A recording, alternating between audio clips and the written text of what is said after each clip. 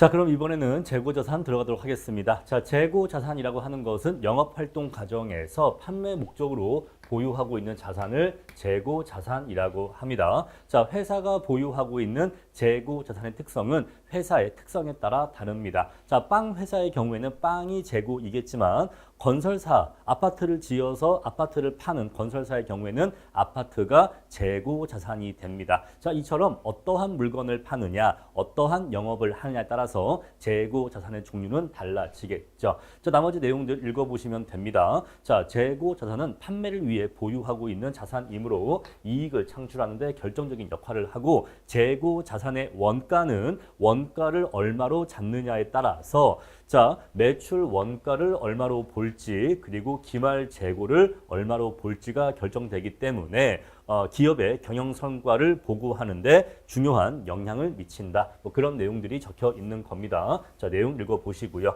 자, 재고 자산의 의 나와 있는데 읽어보시면 되겠습니다. 자, 두 번째. 자, 내용 봤더니 한 해 동안 5,000개의 상품 중에서 4,000개를 팔아서 기말에 1,000개가 남았다라고 하면요. 자, 우리 매출 원가는 4,000개 곱하기 1,000원 하면은 400만 원이 매출 원가일 것이고 그다음에 기말 재고액은 1,000원짜리가 1,000개 있으니까 기말 재고액은 100만 원이 될 것입니다. 자, 매출액은 600만 원이 되겠죠. 자, 그래서 600만 원의 매출을 일으켜서 400만 원의 매출 원가가 들어갔으니까 우리 이 매출에서 200만 원의 이익이 발생했다는 것도 계산할 수 있을 겁니다. 자, 나머지 내용들 읽어보시면 되겠어요. 자, 매출 원가는 이런 것이다 보시면 되고요. 자, 재고 자산의 분류 나와 있습니다. 자, 상품이 뭔지 제품이 뭔지는 이미 말씀드렸고 자, 원재료는 설명드릴 필요가 없고 저장품은 자, 우리가 빵 공장을 운영할 때 빵 기계를 수리해야 될 일이 생길 건데 그때 필요한 부품들을 보관하고 있을 겁니다. 자, 그런 것들을 저장품이라고 하는데 중요하지 않다라는 것이고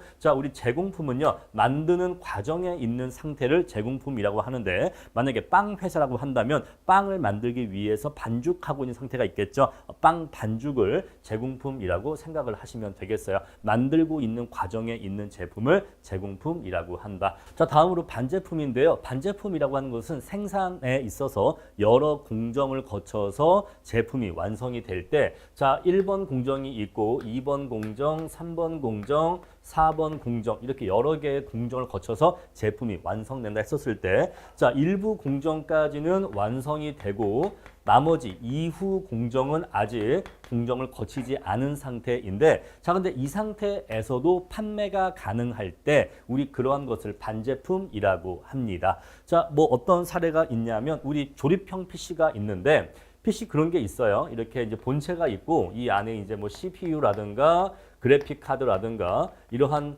중요한 부품들은 설치가 되어 있고 몇몇 부품만 더 설치해서 끼면은 PC로서 완성이 되는 그러한 상태가 있는데 이러한 상태로도 판매할 수가 있겠죠. 바로 이게 반제품입니다. 그래서 자, 이렇게 PC 본체하고 중요 부품만 껴놓고 나머지 기타 부품만 네가 알아서 껴서 완성을 한 다음에 쓰면 돼 라고 판매를 한다면 아직 완성된 상태의 PC는 아니지만 이 상태로도 판매가 가능하기 때문에 왜 이 나머지 부분에 대해서 고객이 자기 나름대로 커스텀을 하면 되는 거니까 내가 끼고 싶은 부품 껴서 완성을 하면 되는 거니까 이 상태로 사서 나머지 부분만 내가 원하는 거 껴서 완성을 내가 시켜서 쓰면 되는 거잖아요. 자, 이런 식으로 판매할 수 있을 때 우리 이런 것을 반제품이라고 한다. 정도 가볍게 보시면 되겠습니다. 자, 다음 내용 보시면요. 취득 시의 가액을 결정할 건데 취득 원가의 결정입니다. 자, 취득 원가는 어떻게 결정하느냐? 밑에 공식 나와 있으니까 이 공식 암기하시면 되는데 자, 어떠한 의미인지 한번 우리가 하나씩 보도록 합시다.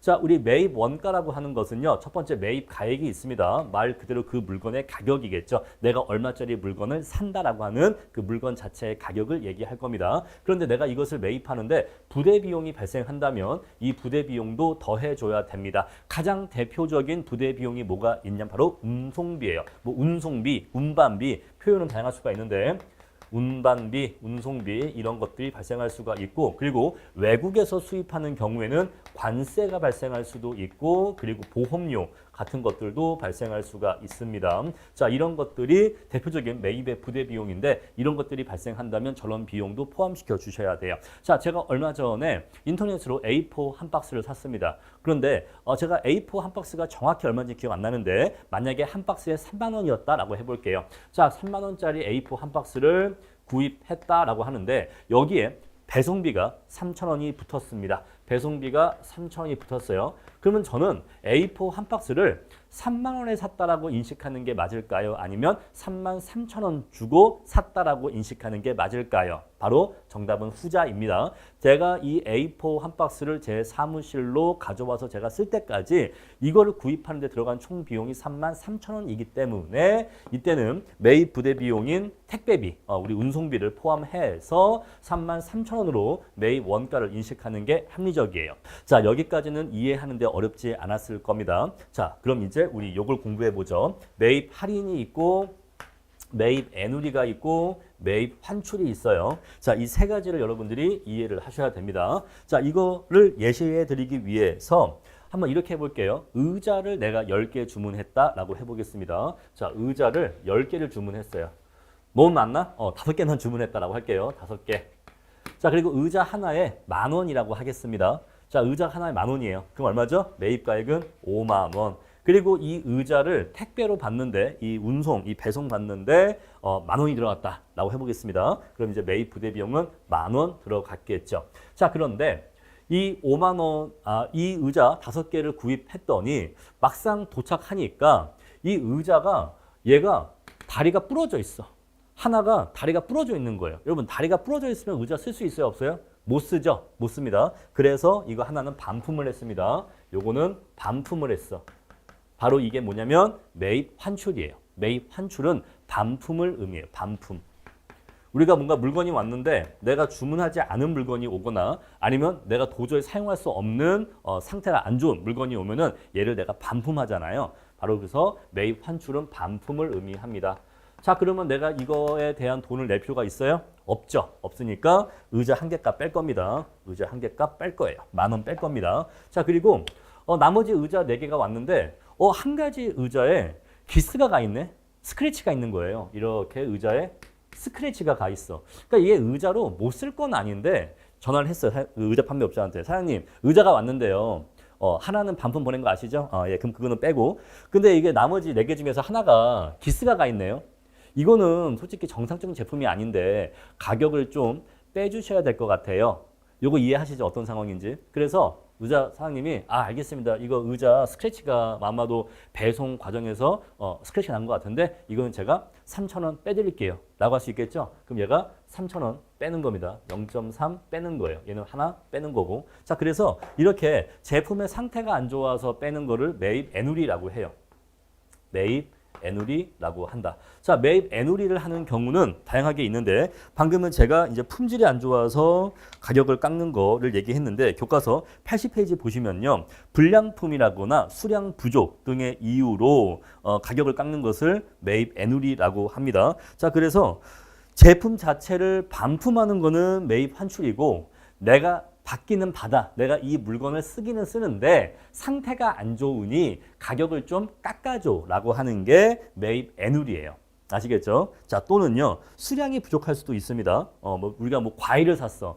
과일을 샀는데, 좀 수량이 부족해. 라고 하면은, 가격을 조금 깎아줄 수 있겠죠. 그런 것들 다 그냥 합쳐서 매입 애누리라고 해요. 아시겠죠? 자, 그래서 매입 애누리란 불량품, 수량 부족 등의 이유로 물건값을 깎는 것을 매입 애누리라고 한다. 어쨌거나 우리 저기 회계에서는 그냥 매입 애누리 얼마라고 주기 때문에 이거의 세부적인 이유, 스크래치가 났는지, 과일이 썩었는지 그런 건 중요하지 않아. 그냥 매입 애누리 얼마라고 줘요. 아시겠죠? 자, 이런 것들을 애누리라고 한다라는 것이고요. 다음에 매입 할인인데 그러면 이제 내가 얼마를 줘야 되는 거죠?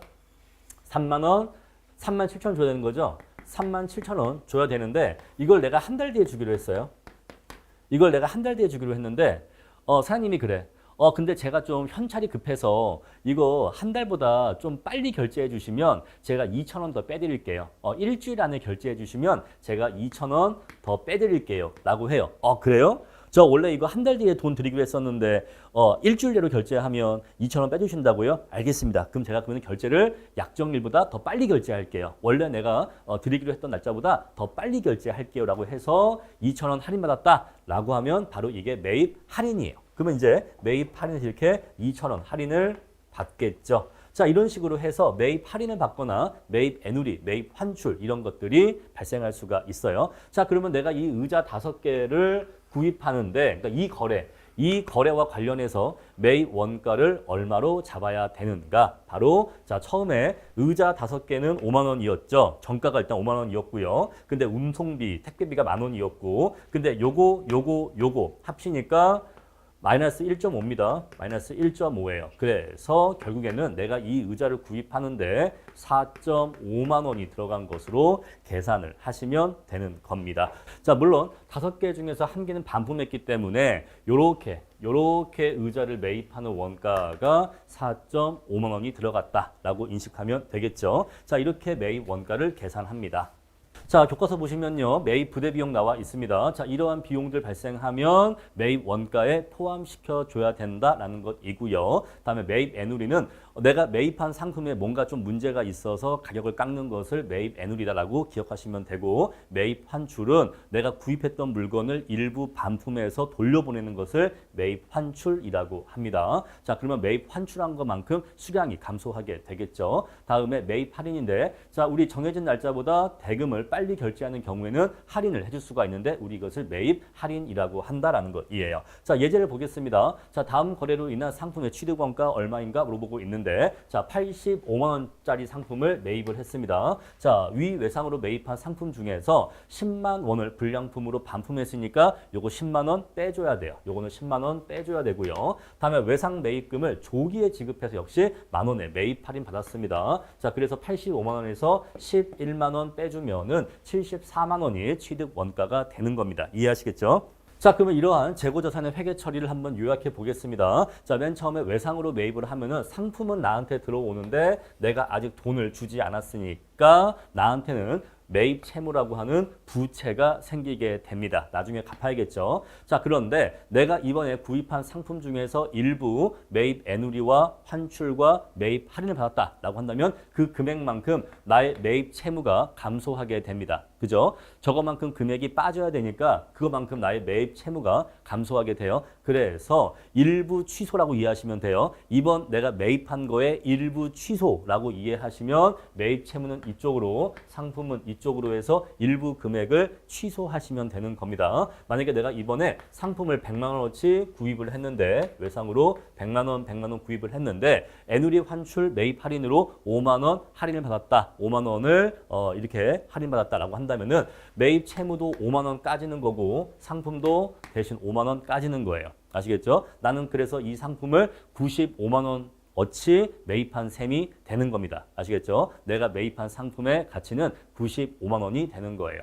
자, 다음에 이제 이거를 팔았습니다. 나중에 이제 팔 건데 외상으로 판매합니다. 자, 그러면 매출 얼마라고 하는 수익이 잡히고, 그죠? 매출 얼마라는 수익이 잡히고 외상으로 판매했으니까 대신 현금이 아니라 매출 채권 얼마가 들어오게 됩니다. 외상 판매이기 때문에 매출이라는 수익이 인식되지만 여기에 대응해서 현금이 들어오는 건 아니고 매출 채권이 대신 들어오는 거죠. 자, 그런데 우리가 지금 판매한 제품이 땅 파서 나온 게 아니라 내가 원가를 들여서 사온 거잖아요. 그래서 내가 이 매출을 올리기 위해서 매출 원가라는 비용이 이만큼 발생합니다. 이해하시죠? 자, 이만큼의 상품을 판매하기 위해서 이만큼의 매출 원가가 발생하게 돼요. 자, 그리고 이만큼의 매출 원가가 발생한다는 것은 내가 판매를 위해서 갖고 있었던 내 상품이라는 재고 자산의 일부를 창고에서 꺼내서 고객에게 보냈다라는 의미이기 때문에 내가 갖고 있는 상품이라는 재고 자산이 감소했다는 걸 의미합니다.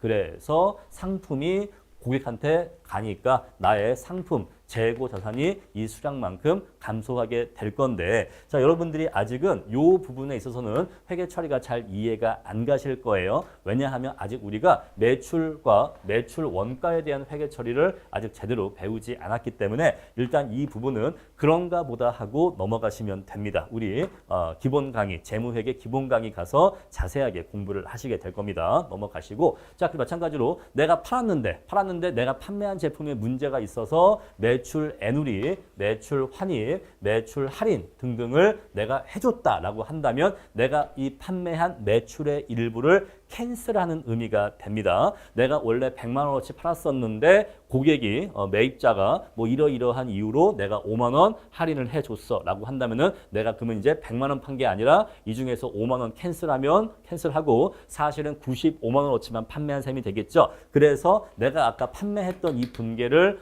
5만 원어치 일부 캔슬 해주면 됩니다. 그래서 매출 일부 캔슬해주고 매출 채권 일부 캔슬해주면 돼요. 여러분 일부 캔슬이란 말은 제가 쓰는 말입니다. 어디 회계학 교과서에는 나오지 않고 제가 여러분들께 이해하기 쉽게 설명하기 위해서 매출 캔슬이란 표현을 쓰는 거예요.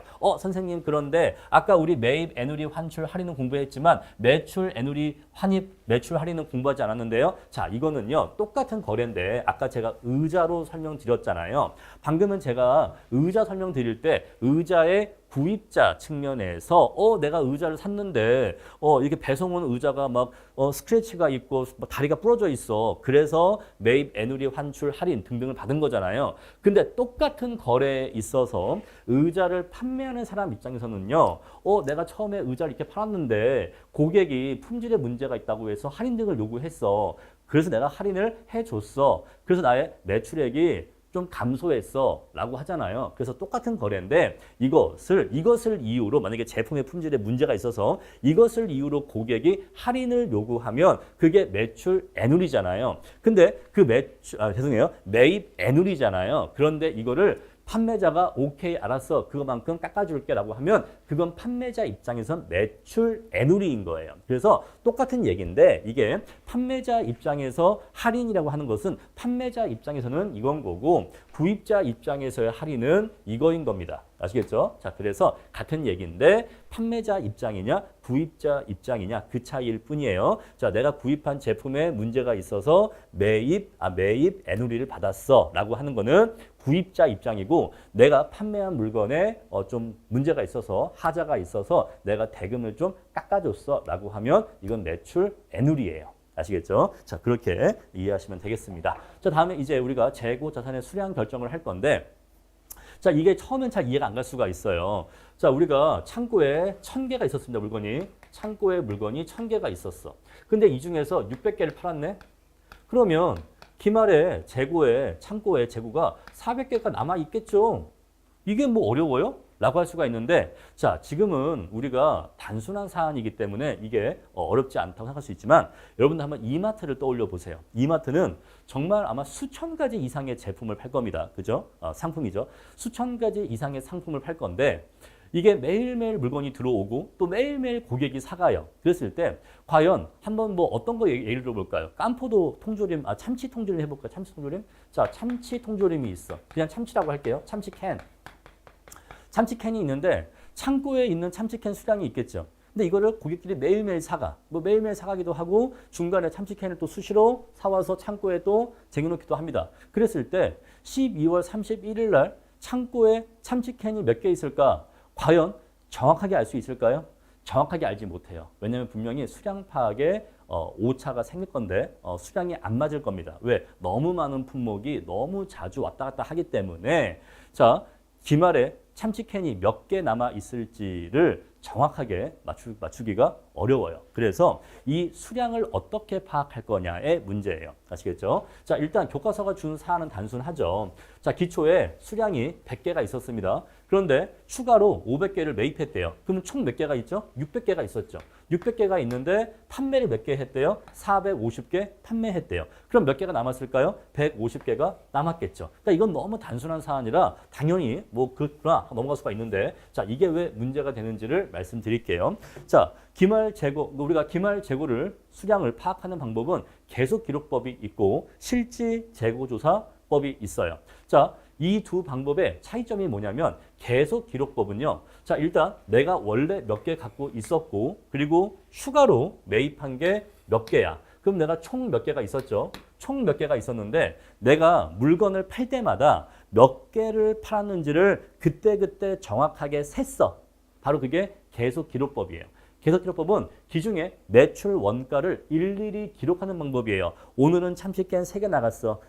다음 날은 참치캔 4개 나갔어. 내가 참치캔이 몇 개 나가는지를 카운터에 서서 매일매일 셌어. 아, 오늘은 참치캔 3개, 그 다음날 참치캔 4개 이런 식으로 참치캔이 몇 개 나갔는지를 매일매일 내가 정확하게 셌어. 내가 세보니까 참치캔이 몇 개가 나갔냐면 우리 교과서 82페이지 예제 볼게요. 82페이지 아래 보시면 예제에 자 원래 100개가 있었고 1000개가 있었어요. 자 100개가 있었고 1000개를 매입했습니다. 그러면 총 1100개가 있었죠. 내가 참치캔이 몇 개 나갔나 세보니까 800개가 나갔더라. 다 세보니까 800개가 나갔어. 자 그러면 창고에는 분명히 300개가 남아있을 거야 라고 이렇게 파악하는 방법이 계속 기록법이에요.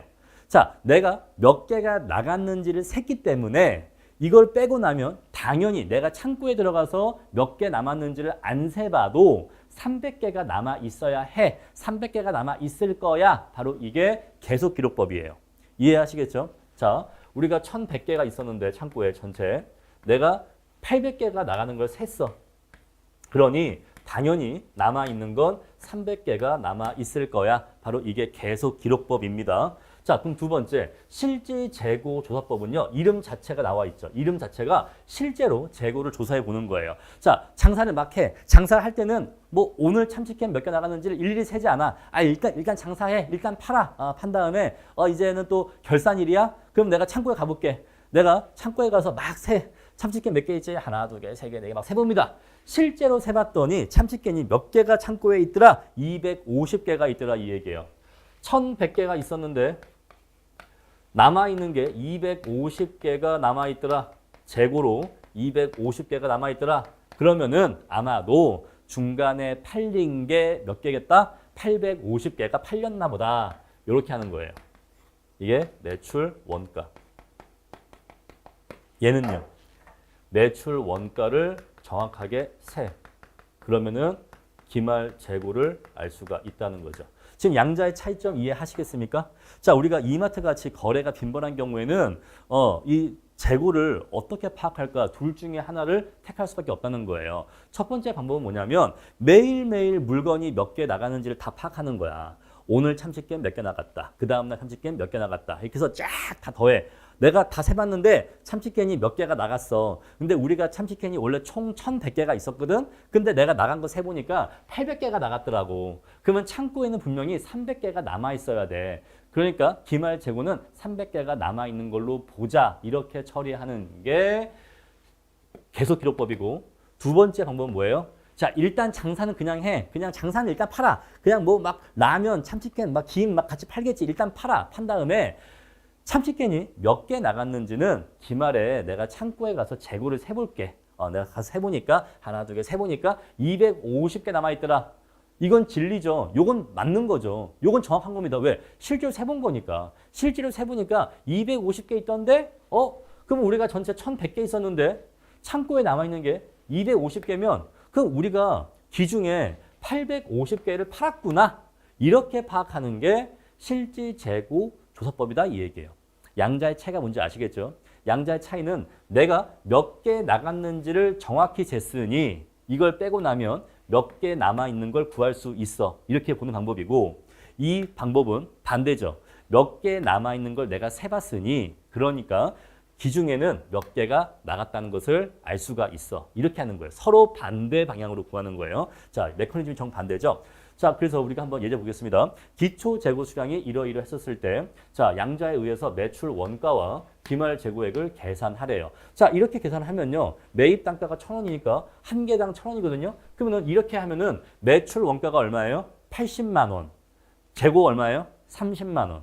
이렇게 하면요, 재고액이 25만 원. 매출 원가는요 85만 원. 그래서 우리가 재고의 수량을 어떤 방법에 의해서 파악하느냐에 따라서 매출 원가가 얼마고 기말 재고가 얼마인지가 달라지게 돼요. 그래서 어떤 방법을 취할 것이냐에 따라서 매출 원가와 기말 재고액의 파악이 달라진다라는 것이에요. 근데 선생님 이상합니다. 뭐가 이상하시죠? 아니 누가 훔쳐간 것도 아닌데 왜 이게 수량이 50개가 안 맞죠? 이 수량이 50개가 안 맞는 것 자체가 이해가 안 갑니다. 이 50개 왜 안 맞는 걸까요? 이유는 몰라. 이유는 모릅니다. 우리 이런 거를 재고자산 감모 손실이라고 해요. 이것을 재고자산 감모 손실이라고 합니다. 50개. 자, 하나당 1,000원이니까 50개니까 5만 원이겠죠. 자, 재고자산 감모 손실은요. 없어진 손실이에요. 감모는 그러니까 감소하거나 없어진 이런 손실을 얘기하는데 이 이유는 다양합니다. 첫 번째 뭐가 있죠? 절도. 절도가 있겠죠. 누가 훔쳤을 수가 있죠. 뭐 직원이 몰래 빼갔을 수도 있죠. 또 뭐 횡령도 가능하겠죠. 또 뭐가 있죠? 분실도 있어. 분실. 정말로 그냥 잃어버릴 수도 있죠. 사실 뭐 분실도 뭐 어딘가 창고 어딘가에는 있을 수 있겠지만 어딘지 모르면 그냥 분실한 거잖아요. 그래서 절도도 가능하고 분실도 가능해요. 또 어떤 것도 있을까요?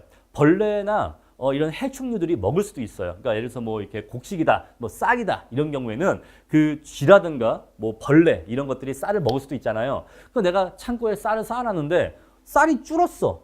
그 줄었을 때 누가 훔쳐갈 수도 있지만 그 안에 있던 우리도 모르는 막 벌레라든가 쥐 이런 해충들이 먹을 수도 있거든요. 그런 이유도 가능해. 또 뭐가 있냐면 만약에 이게 액체야.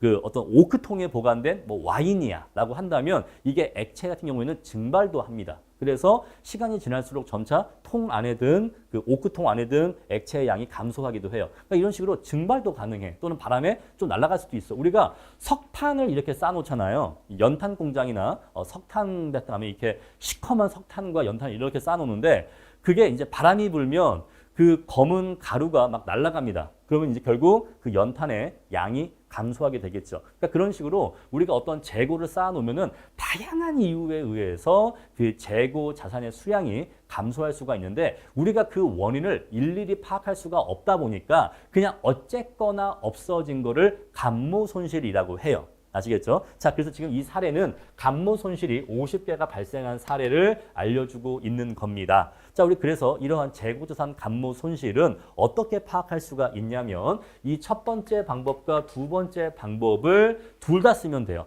이 두 가지 방법을 모두 다 병용하면 둘 다 쓰면 이 방법에 의한 재고액과 이 방법에 의한 재고액의 차이가 바로 감모 손실이 됩니다. 이 두 방법에 의한 차이가 감모 손실이 돼요. 왜 그러냐면 자, 이 방법에 의한 재고액은 실제의 재고액이에요. 그죠? 요거는 실제의 재고액입니다. 근데 이건 장부상 재고액이에요. 장부상엔 분명히 300개가 있어야 되는데 실제로는 250개밖에 없어. 그럼 이 양자의 차이가 뭐다? 바로 감모 손실이다 이 얘기예요. 그래서 우리가 감모 손실을 알기 위해서는 대속기록법과 실지재고조사법 이 두 가지를 모두 다 병용을 해서 이 두 가지 방법에 의한 재고평가액을 비교해보면 재고자산 감모 손실액의 크기를 구할 수가 있다는 겁니다. 그 내용이 교과서 예제 맨 끝에 적혀 있는 거예요. 자, 그 예제 다음 페이지 아래 보시면요. 재고자산 감모 손실이란 파손, 마모, 도난, 분실 이런 것들에 의해서 실지 재고 수량이 회계 장부상의 수량보다 적은 경우에 발생하는 손실을 재고자산 감모 손실이라 한다라고 교과서에 정리되어 있죠. 자, 이런 것들은 자, 원가성이 있냐 없냐에 따라서 이론적으로 구분할 수 있지만 한국 채택 국제 회계 기준에서는 이러한 원가성 있냐 없냐 따지지 않고 그냥 모두 다 비용으로 처리하고 있다. 그런 내용 나와 있습니다. 자, 그럼 이제 다음으로 재고 자산의 단가 결정 보겠습니다. 자, 우리가 지금 앞에서 봤던 요 내용은 재고 자산의 수량 결정이었어요. 자, 재고 자산이 몇 개 남아 있다고 볼 거냐? 그동안 나갔던 거를 세해서 몇 개가 남아 있겠지라고 볼 거냐? 아니면 정말로 몇 개가 남아 있는지를 실제로 세해서 확인해 볼 거냐? 그래서 우리가 지금까지 공부한 거는 수량 결정 문제였고 이제 우리가 여기서 볼 것은요, 단가 결정입니다. 자, 이 단가 결정 문제가 왜 발생하냐면 우리가 일반적으로 인플레이션이 발생한다라고 가정을 해요. 그래서 시간이 지날수록 내가 구입하는 상품이나 원재료의 가격이 점차 올라간다라고 가정을 합니다. 자, 그래서 내가 어떠한 물건을 사오는데 자, 옛날에 사왔던 물건들은 싸요. 내가 쌌을 때 사왔습니다. 그런데 최근에 사온 물건은 비싸요 라고 한다면 자, 같은 재고 자산인데에도 옛날에 사왔던 건 싸고 최근에 사온 건 비싼 거죠. 이해하시겠습니까? 자, 우리가 최근에 코로나 상황을 맞으면서 물가가 매우 빠르게 올랐습니다. 특히 건축비, 건축 자재 값도 많이 올랐어요. 뭐 철근이라거나 목재라든가 이런 것들의 가격이 많이 올랐습니다. 자, 그래서 아파트를 지으려고 할 때 이 공사 자재를 일찍 계약할수록 더 싸게 사올 수가 있었고 늦게 주문할수록 더 비싼 값을 내고 공사 자재를 사와야 했습니다. 그래서 그래서 뒤늦게 아파트 재건축이나 재개발 사업을 하려고 하는 경우에는 공사비 때문에 사업성이 많이 내려가기도 했죠. 자, 그래서 내가 어떠한 재고 자산이 있었을 때 이렇게 창고에 옛날에 사온 재고가 있고 최근에 사온 재고가 있었을 때 어떤 거를 팔았다라고 볼 거냐에 문제가 생긴다 이 얘기예요. 자, 만약에 내가 이렇게 한번 구분해 봅시다. 여기를 1번이라고 하고 여기를 2번이라고 할게요. 자, 1번은 내가 쌀 때 사왔던 물건들이고 2번은 내가 최근에 비쌀 때 사왔던 물건들입니다. 자, 근데 내가 여기서 팔았어요. 팔았는데 만약에 내가 이번에 1번을 판매했다. 1번을 판매했다라고 본다. 이 얘기는 재고로 2번이 재고로 남아있는 것으로 보겠다라는 얘기예요.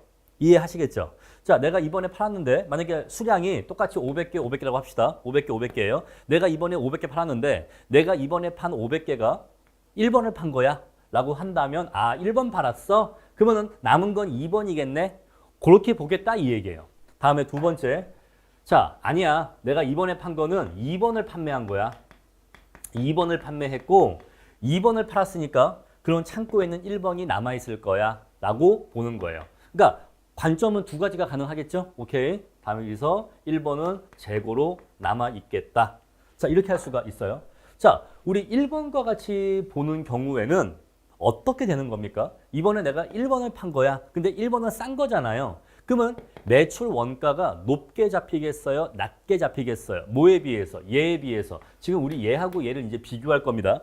얘하고 얘를 비교할 건데 서로 상대적으로 한번 비교해 보자고요. 자, 얘를 팔았다라고 했었을 때랑 아니야, 이번에 판 건 얘를 판 거야 라고 했었을 때랑 비교해 보면은 어떤 경우가 더 매출 원가가 낮게 잡히겠습니까? 당연히 얘를 팔았다라고 하는 게 매출 원가가 더 낮게 잡혀요. 그래서 자, 1번을 판 거야 라고 얘기하는 쪽이 매출 원가가 낮게 잡힙니다. 매출 원가가 상대적으로 낮게 잡혀요. 그러면 2번 방법은요.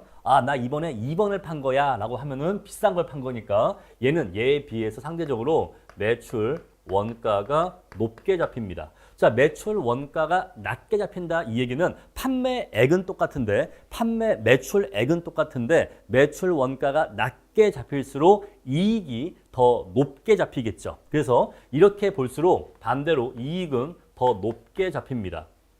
요거 이해하시죠? 자, 매출 원가를 높게 볼수록 판매액은 똑같은데 매출 원가를 높게 볼수록 이익이 낮게 잡힙니다.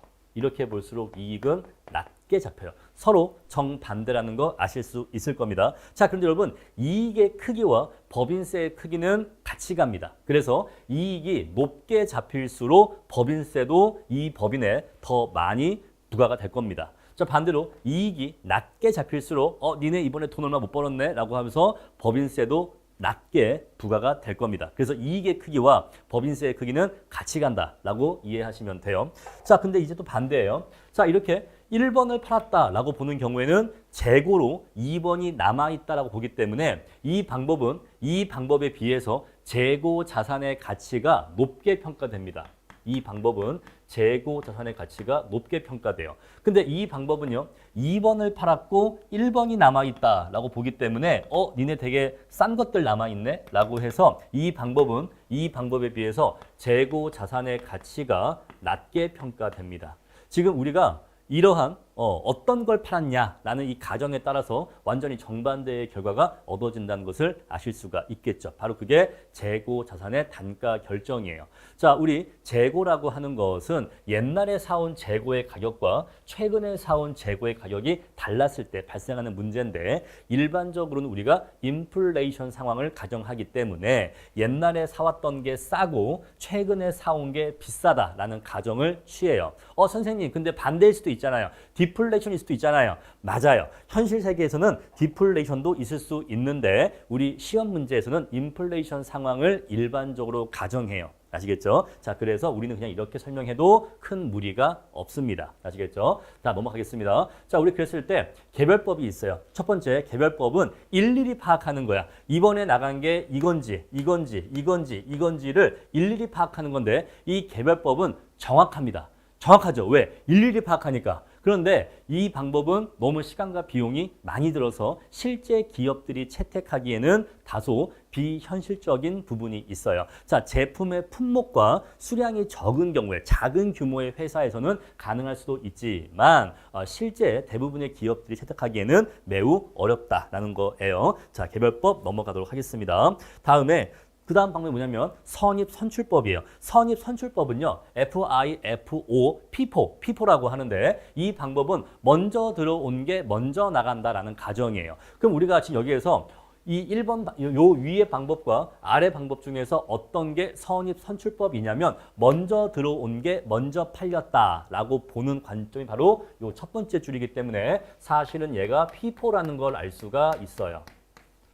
아시겠죠? 바로 이게 사실은 선입선출법을 제가 먼저 말씀드린 거예요. 먼저 산 거를 먼저 판다라고 보는 거죠. 근데 두 번째는 뭐냐면 후입선출법이에요. 후입선출법은 리포라고 하는데 여러분 뭐 피포, 리포 하는 건 제가 다 그냥 강의상 말씀드리는 거예요. 후입선출법 말이 어려우니까 그냥 제가 리포라고 하는 겁니다. 자, 후입선출법은 나중에 사온 걸 먼저 판다라고 보는 거예요. 나중에 사온 걸 먼저 판다. 얘를 후입선출법이라고 합니다. 자, 이거와 관련해서 제 생활상에 작은 에피소드가 있는데 그럼 제가 이제 집에서 살 때 우유를 사오라는 심부름을 종종 받아요. 그러니까 마트에 가서 장 봐오라 이거죠. 그럼 이제 장 볼 때 이제 뭐 다른 것도 사겠지만은 우유도 사 와야 되는데 제가 우유를 사올 때 왜 꼭 혼나냐면 저는 그 우유 이제 그 쇼케이스 냉장고 있잖아요. 거기 열어서 저는 그냥 맨 앞에 있는 우유 사거든요. 우유가 이렇게 있어요. 우유가 이렇게 네모난 깍에 담겨 있는데 이렇게 있었을 때 저는 그냥 이렇게 앞에 있는 걸 집어와요. 근데 이 우유가 냉장고 안에서 앞에 있는 게 들어온 지 오래된 우유예요. 그래서 유통기한이 얼마 안 남은 우유입니다. 그래서 뭐 굳이 비유를 하면은 얘가 만약에 7월 1일 날 만든 우유다. 7월 1일 날 들어온 우유다라고 하면은 뒤에 들어온 우유는 뭐 7월 5일 날 들어온 우유고 맨 뒤에 저 끝에 손이 잘 안 닿는 저 깊은 곳에 있는 우유는 뭐 7월 7일 날 들어온 우유가 이렇게 세 줄이 있는 거예요. 그랬을 때 저는 그냥 아무 생각 없이 그냥 우유를 집어오기 때문에 당연히 맨 앞에 있는 우유를 이렇게 집어왔다라고 하면은 자, 저처럼 우유를 사오면 이거는 선입선출법 가정이에요. 후입선출법 가정이에요. 이거는 선입선출법이에요. 저는 먼저 들어온 우유를 먼저 사가는 거잖아요. 그렇죠? 그래서 저처럼 그냥 유통기한 보지 않고 그냥 맨 앞에 있는 우유를 그냥 바로 꺼내 집어온다라고 하면은 먼저 들어온 우유가 먼저 팔리는 거니까 저는 선입선출법 스타일로 우유를 구매하는 건데 근데 이제 제 와이프는 저를 엄청 혼내. 왜냐하면 우유 유통기한 최대한 많이 남은 걸 사와야지. 즉 이 뒤에 있는 요 신선한 것, 얘보다 좀 더 신선한 거를 사와야지라고 혼냅니다. 저는 그래갖고 이제 제가 팔을 쫙 집어넣어서 저 안쪽에 있는 우유를 꺼내와 봤더니 확실히 유통기한이 많이 남았어. 들어온 지 얼마 안 됐어. 이렇게 해서 팔을 집어넣어서 안쪽에 있는 우유를 꺼내서 샀다라고 하면은 그때는 바로 이게 후입선출법이에요. 아시겠죠? 그렇게 사는 건 후입선출법이다 이 얘기예요. 요거 이해하시겠죠? 그래서 여러분들 제가 이 얘기를 왜 하냐면 이제 선입선출법, 후입선출법이 이런 거다를 이제 이해시키려고 말씀드린 겁니다. 자, 그래서 지금 우리가 선입선출법, 후입선출법 두 가지가 가능한데 각각 어떠한 특징이 있는지 보도록 하겠습니다. 자, 먼저 선입선출법은요. 먼저 들어온 게 먼저 팔린다라고 보기 때문에 자, 애초에 재고가 100개가 있었습니다. 그리고 추가로 100개를 매입했어요. 그런데 그리고 또 이렇게 100개를 또 매입했습니다. 그럼 지금 전체 수량이 300개가 있는 거죠. 자, 지금 300개를 갖고 있는데 판매를 합니다. 판매를 하는데 언제 판매하냐면 이 중에서 200개가 판매가 되었다고 해요. 여기 나와 있죠? 200개가 판매가 되었다. 자, 그러면 선입선출법은요. 먼저 들어온 게 먼저 나가기 때문에 요거 100개, 요거 100개 이렇게 해서 200개가 팔렸다라고 보는 거예요. 그래서 요만큼이 팔렸다라고 보는 겁니다. 그래서 선입선출법에 의하면 매출 원가가 22,000원으로 잡히는 거고 기말 재고액은 13,000원으로 잡히는 거예요. 이해하시겠죠? 자, 여기다가 쓸까요? 선입선출법은 이거죠. 매출 원가가 22,000원으로 잡히고 기말 재고액이 13,000원으로 잡힙니다. 자, 그런데 똑같은 상황인데 후입선출법에 따라서 팔았다라고 하면은 뒤에 들어온 거, 자, 일단 얘부터 나가, 얘부터 100개 팔리고 그 다음에 얘가 팔렸다라고 이렇게 봅니다. 그래서 후입선출법에 따르면 매출 원가는 25,000원으로 잡히고 기말 재고액은 10,000원으로 잡혀요. 자, 이거 보시면 아시겠지만 선입선출법은 매출 원가가 낮게 잡히고 얘에 비하면 낮게 잡히고 기말 재고액은 얘에 비하면 높게 잡힌다는 거 X로 확인하실 수 있을 겁니다. 지금 그 내용이 교과서에 나와 있는 거예요. 자, 그 다음으로 평균법이라는 게 있습니다. 평균법. 평균법은요, 재고에 대해서 평균 단가를 내서 그 평균 단가로 매출 원가와 기말 재고액을 평가하는 방법이에요. 그런데 이 평균법도 또 두 가지로 구분이 됩니다. 자, 총평균법이 있고 이동 평균법이 있어요. 우리 각각 공부를 하도록 하겠습니다. 자, 먼저 총평균법인데 총평균법은 야, 들어온 순서 따지지 말고 그냥 전체 평균 단가를 구해 라는 거예요. 아시겠죠? 총평균법은 들어온 순서 따지지 않아. 그냥 전체 평균 단가를 구합니다. 자, 전체 몇 개 있어? 300개. 전체 매입 금액 얼마야? 36,000원. 야, 300개의 재고가 창고에 있고 내가 이거 매입하는데 36,000원 들어갔어. 그러면 한 개당 얼마씩 주고 사온 셈이야? 한 개당 120원씩 주고 사온 셈이 되겠죠? 이 평균 단가를 적용하는 거예요. 아시겠죠? 그래서 아까처럼 200개가 팔렸대. 자, 200개 팔렸어? 알았어. 300개가 있었는데 200개 팔리고 100개가 남았어? 그러면 매출 원가 얼마예요? 200개 곱하기 120원. 얼마죠? 24,000원. 그러면은 매출 원가는 24,000원이고 기말 재고는 12,000원이야. 기말 재고는 12,000원이야. 이렇게 하는 거예요. 바로 이게 총평균법입니다. 쉽죠? 총평균법은 들어온 순서 따지지 않고 그냥 전체 평균 단가를 구하는 거예요. 전체 평균 단가. 전체 몇 개 있어? 300개. 이거 내가 300개 사오는데 전체 돈 얼마 들어갔어? 36,000원. 그러면 한 개당 얼마야? 120원. 그런데 200개 팔리고 100개 남았대. 그럼 팔린 거 얼마어치야? 24,000원어치 팔린 거야. 남은 거 얼마야? 12,000원어치 남은 거야. 어렵지 않죠? 자, 그런데 문제가 뭐냐면 이동 평균법이 문제입니다.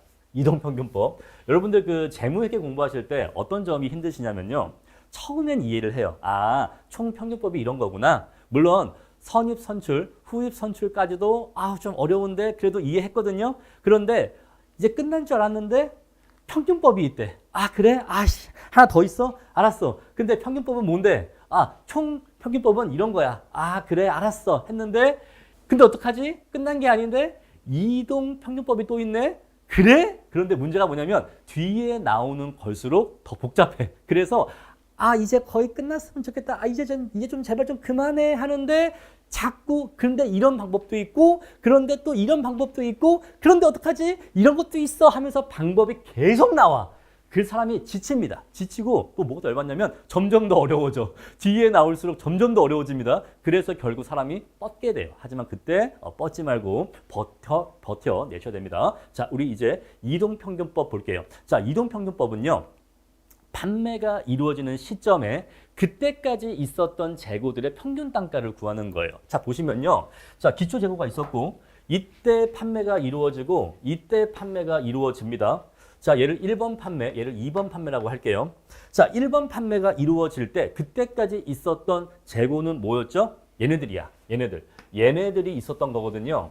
그러니까 시간 순서를 따져보면 얘네들은 8월 1일 날 매입했기 때문에 5월 1일 날 판매에 대해서는 8월 1일 날 들어온 물건이 안 팔렸을 거 아닙니까? 얘네들은 아직 우리 회사 창고에 들어오지도 않았거든요. 그러니까 어떻게 이때 팔겠어요? 따라서 5월 1일 날 판매된 물건들은 당연히 이 물건들 중에서 판매가 되었을 겁니다. 이해하시죠? 그래서 이 물건들에 대해서만 평균 단가를 구하는 거예요. 자, 보니까 자, 이때까지 몇 개 있었죠? 총 200개 있었죠. 요거 매입하는데 돈 총 얼마 들어갔죠? 10,000원, 12,000원, 총 22,000원 들어갔습니다.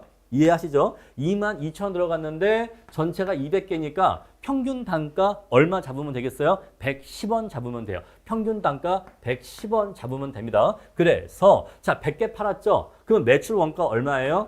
11,000원 잡으시면 돼요. 110원짜리 100개가 팔렸다라고 보면 됩니다. 그래서 매출 원가는 11,000원이에요. 그러면 기말 재고액 얼마일까요? 아, 죄송해요. 그럼 재고액 얼마일까요? 재고액은 200개 중에서 100개 팔았으니까 11,000원 팔렸고 남은 것도 100개니까 역시 남아있는 것도 역시 11,000원어치 남아있는 겁니다. 아시겠죠? 남아있는 것 또한 11,000원어치 남아있는 거예요. 개당 110원 남아있는 겁니다. 그런데 이런 상태에서 단기 매입을 또 했네요. 자, 100개를 더 매입했고 그때 단가는 140원입니다. 자, 그러면 원래 있었던 100개에다가 원래 남아있던 100개, 죄송해요. 여기다 쓸게요. 원래 있었던 100개에다가 추가로 100개를 더 매입했으니 이제 총 몇 개 있는 거죠? 200개 있는 거죠. 자, 그리고 원래 있었던 100개는 11,000원이었고요. 이번에 새로 매입한 것은 개당 140원이니까 14,000원에 매입했거든요.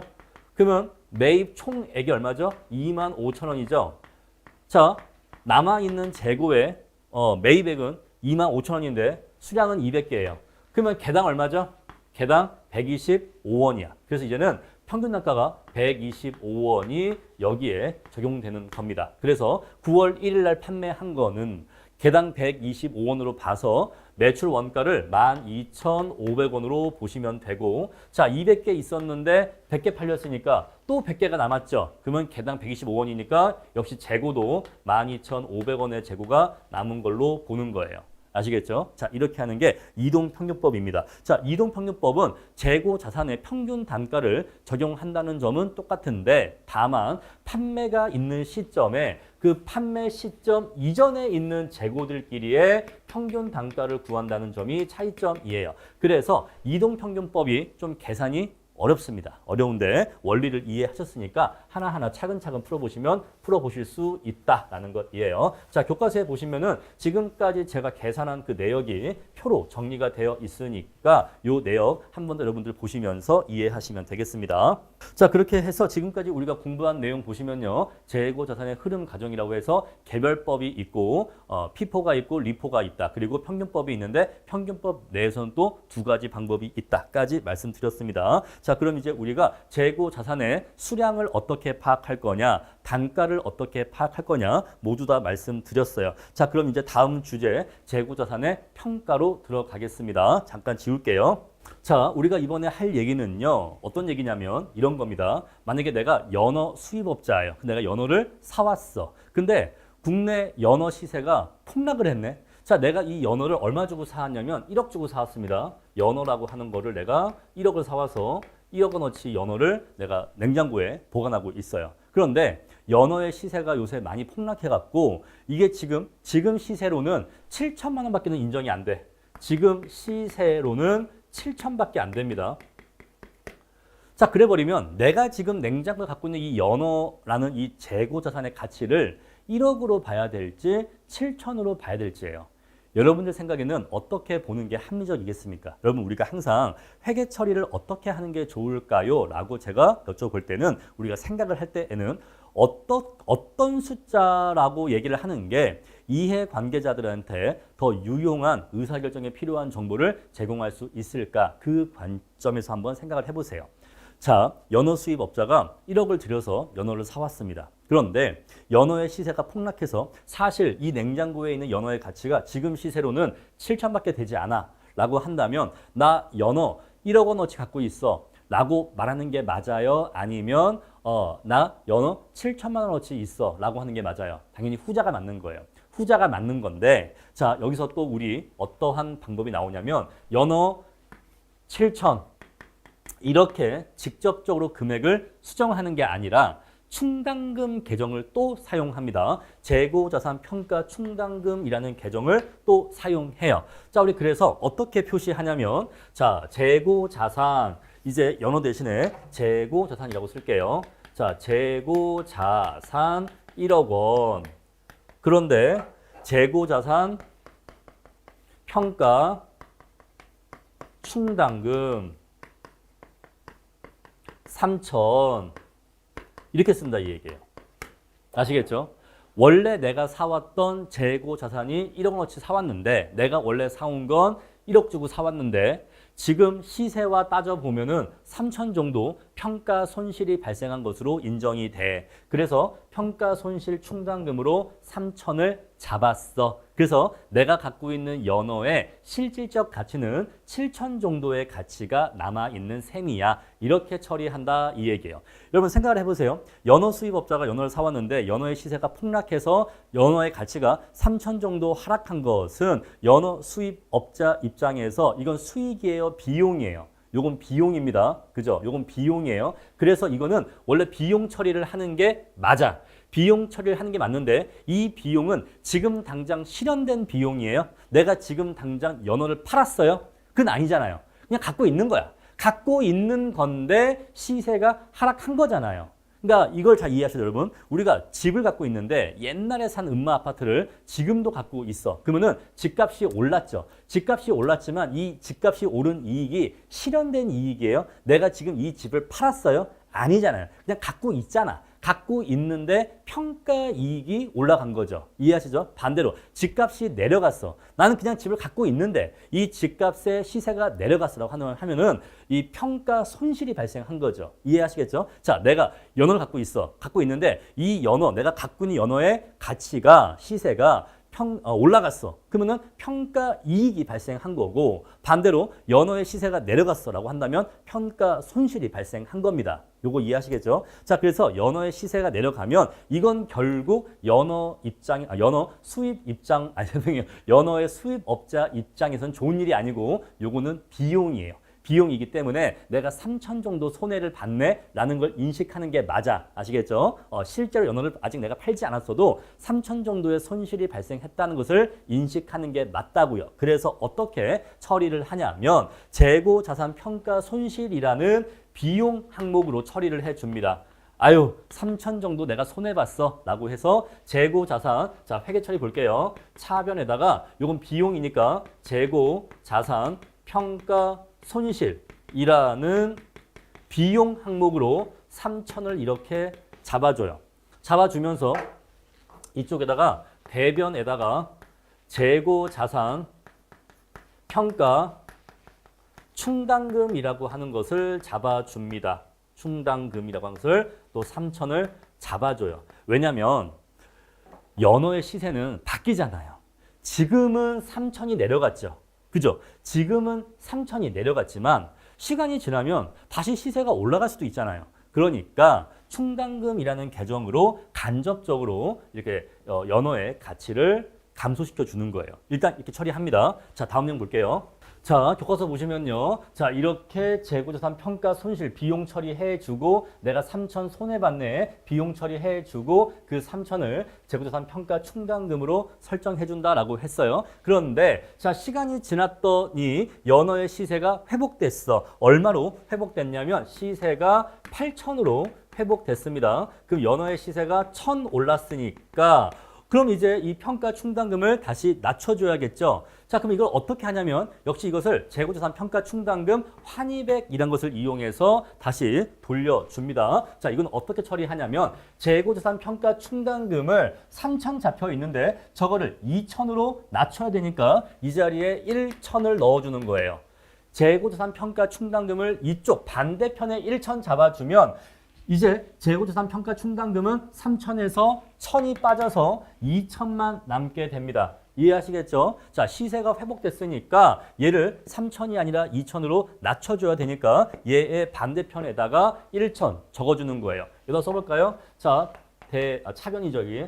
차변, 재고자산 평가 충당금 1천 이렇게 잡아준다 이 얘기예요.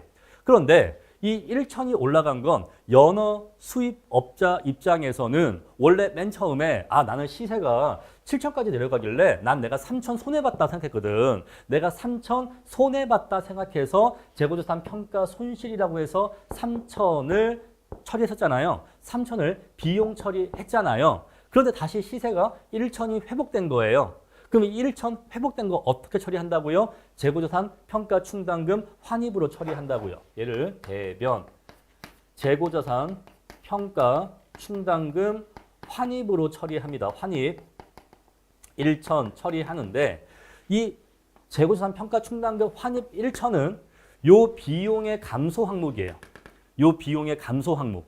그래서 재고자산 평가 손실로 3천 비용 잡았는데 평가 충당금 환입 1천을 해주면 3천에서 1천만큼이 빠져요. 3천에서 1천만큼이 빠집니다. 왜? 얘는 비용의 감소 항목이야. 비용의 감소 항목.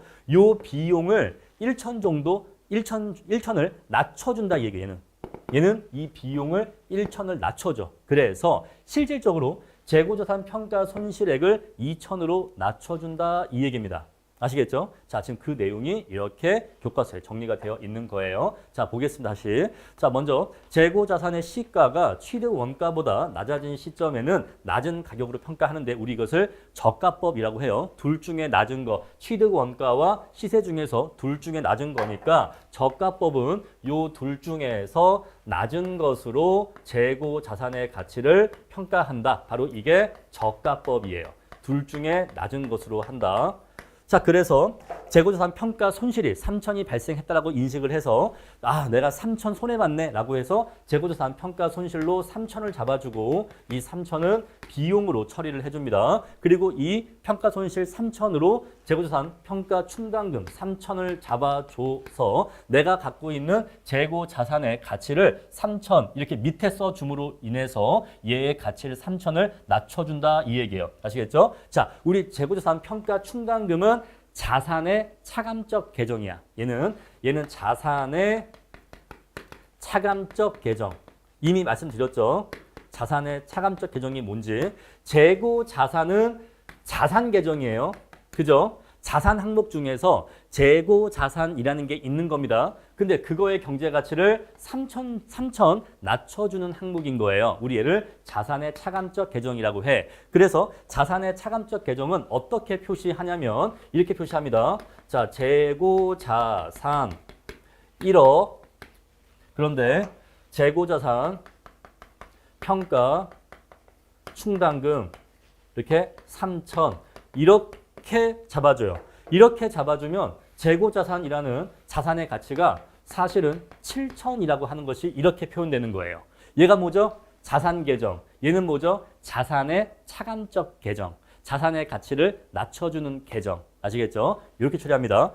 자, 그런데 두 번째, 재고자산의 시세가 회복했대요. 자, 시세가 1천 회복했어요. 그럼 우리가 지금 이 경우에서는 재고자산 평가 충당금 환입 1천을 잡아준다고 했죠. 바로 이겁니다. 환입 1천을 잡아줘요.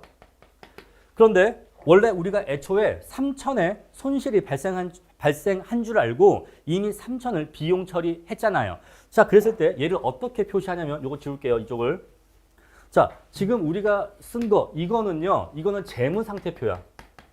이거는 재무상태표에서 자산 계정을 이렇게 표시한다고 지금 알려준 겁니다. 자, 이번에는요, 포괄 손익 계산서예요. 포괄 손익 계산서. 왜? 재고 자산 평가 손실은 비용 항목이니까요. 그죠? 우리 그래서 이렇게 비용 항목이 이렇게 있었을 텐데 비용 항목에서 재고 자산 평가 손실이라고 3천이 이렇게 잡혀 있었을 거잖아요. 원래. 있었죠? 근데 이거를 1천을 캔슬해야 돼. 내가 봤더니 시세가 다시 회복했어. 시세가 다시 회복해서 이제는 8천이라서 1천을 뺏해야 돼. 이 손실이 3천은 아니고 2천이 맞아 라고 하면은 요거 3천이 아니라 2천으로 뺏해줘야겠죠. 1천을 캔슬해줘야겠죠. 그럼 어떻게 하느냐? 여기다가 아래에다가 재고 자산 평가 충당금 환입 을 해서 이렇게 1천 잡아주는 거예요. 그렇게 해서 재고자산 평가 손실이 사실상 2천이라고 하는 것을 이렇게 표시해 주는 겁니다. 이해하시겠죠? 자, 그래서 여기 보시면 재고자산 평가 충당금은 자산의 차감적 계정이에요. 그죠? 자산의 가치를 낮춰주죠. 그런데 재고자산 평가 충당금 환입은 비용의 차감적 계정이야. 비용의 차감적 계정. 위에 있는 비용을 빼주는 역할이야. 그래서 여기에 비용에서 차감이라고 써 있는 겁니다. 그래서 재고자산 평가 충당금 환입은 재고자산 평가 손실이라는 비용의 크기를 차감, 낮춰주는 역할을 한다 이 얘기예요. 각각 이렇게 처리한다 이 얘기입니다. 자, 이게 막 분개를 하니까 막 어렵게 느껴지는데 결국 여러분 핵심적인 원리를 이해하시면 돼. 원리를 자 한번 우리 다시 돌아가서 원리를 이해합시다. 자, 다시 연어 수입업자예요. 내가 연어를 1억 주고 사왔어. 근데 시세가 7천으로 내려갔네. 그러면 내가 갖고 있는 연어의 가치가 3천만큼 내려갔으니까 이거는 연어업자 입장에서 손해야. 그죠? 우리 이 손해를 재고자산 평가 손실 3천이라는 비용으로 처리합니다. 비용을 처리하고 근데 이 비용을 내가 연어를 지금 당장 판 게 아니잖아요. 지금 당장 내가 팔아서 생긴 비용이나 손실이 아니니까 일단은 이 비용을 재고자산 평가 충당금 3천을 일단 잡아놓습니다. 자, 이거는 내가 나중에 연어를 진짜 실제로 팔았을 때 그때 손해가 생기면 원래 그때 이걸로 이제 하려고 했던 건데 일단 이렇게 잡아놓는 거예요. 자, 그런데 시간이 지났어. 연어의 시세가 회복됐네. 8천으로 회복됐어. 그러면 1천이 회복됐죠. 그러면 내가 이 충당금을 3천이 아니라 2천으로 낮춰 잡아야 되고 내가 이 앞에서 이 평가 손실 3천 잡은 거를 역시 얘도 2천으로 낮춰줘야 돼. 그죠? 사실은 2천만 손해 본 셈이니까. 그래서 재고자산 평가 충당금을 이쪽에 1,000 역분계 해줍니다. 얘를 반대로 이렇게 이쪽에 적어줘요. 반대로 적어주면 재고자산 평가 충당금이 3천에서 1,000 깎여서 2천으로 내려가는 효과가 생기겠죠. 그럼 이제 충당금은 2천입니다. 자, 그리고 재고자산 평가 환입 1천을 잡아줘요. 환입 1천 잡아준 다음에 이 환입 1천이 어디로 가냐면 얘가 재고자산 평가 손실 밑으로 가. 밑으로 가면은 내가 앞서서 비용 처리했던 재고자산 평가 손실 3천이 사실은 1천을 까고 비용의 차감 계정이니까 비용을 낮춰줘서 사실은 평가 손실을 내가 2천만 본 걸로 처리해준다 이 얘기예요. 이렇게 처리한다 이 얘기입니다. 자, 이렇게 해서 재고자산 평가 손실 그리고 평가 충당금 그리고 평가 충당금 환입까지 다 말씀을 드린 겁니다. 조금 어렵죠? 자, 이렇게 해서 89페이지까지 내용 말씀드렸습니다.